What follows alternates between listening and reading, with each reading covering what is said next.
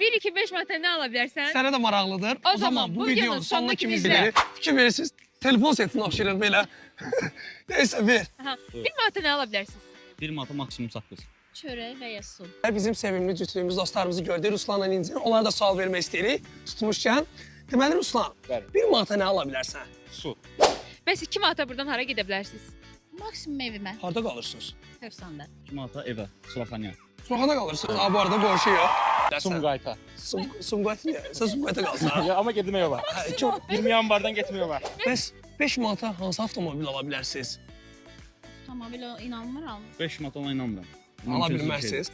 Bu maşın. Bəs yaxşı, mən sizə desəm ki, bu mümkündür, siz 5 manat avtomobil ala bilərsiniz.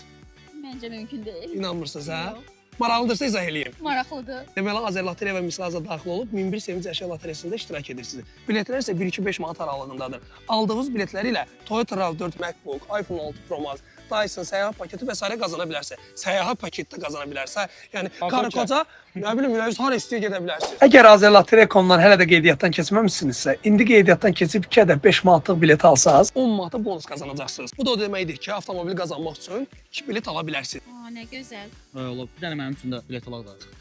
Okey, sizin üçün də bilet alaq. Dala qeydiyyatdan keçək də. Tamam, at bunu. Para gidirik. Azər Lotereyaya girin, sizin üçün bilet alacağam.